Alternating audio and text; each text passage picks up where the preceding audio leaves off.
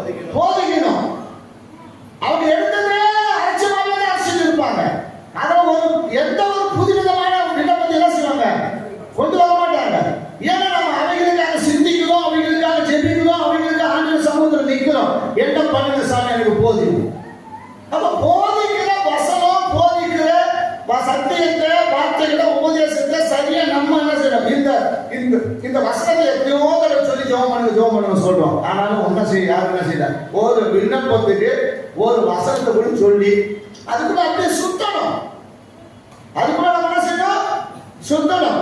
ரோமர் 13 சொல்லப்பட்டிருக்கு. அங்க இருக்கிற அதிகாரிகள் யாரும் நன்மைக்காக ஒரு தீமைக்காக தான் இருக்கிறான்னு சொல்லப்பட்டிருக்கு. ரோமர் 13 3 வசனம். மேலும் அதிகாரிகள் நல்லதுக்கே அவன் இருக்க மாட்டான், நற்கிரியைகளுக்கும் நல்லது அவன் செய்ய மாட்டான். நீ 10,000 லஞ்சம் கொடுத்தா கூட செய்வான். லஞ்சத்தை வாங்கினது தான் நிறைய வைப்பான். அவன் நம்ம அங்கே உட்கார்ந்து தான் சொல்லுவான்.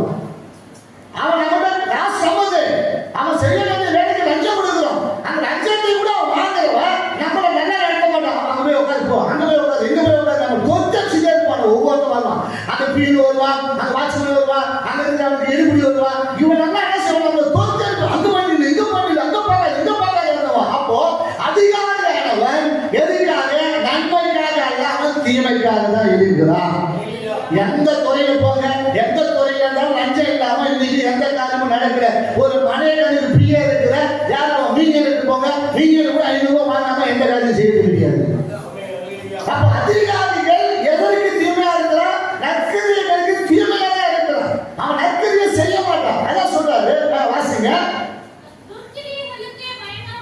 அவன் நற்கிரியைகளுக்கு அல்ல, துர்க்கிரியைகளுக்கே பயங்கரமாய் இருக்கிறார்கள். ஆகையால் நீ அதிகாரிக்கு பயப்படாத இருக்கணும்னா நன்மை செய், ஜெபம் பண்ணு, வேண்டுதல் பண்ணு, விண்ணப்பம் பண்ணு. கர்த்தாவே இந்த ஆவியாக ஒப்புக்கொடு. பரிசுத்த ஆவி எனக்கு போதி, அவனோட போகிறேன், பேச போறேன், நீ எனக்கு போதி கேட்கணும். அப்ப நன்மை செய். அப்பொழுதுதான் இருக்கும் புகழ்ச்சி உண்டா. உனக்கு புகழ்ச்சி உண்டாங்க நன்மை செய்.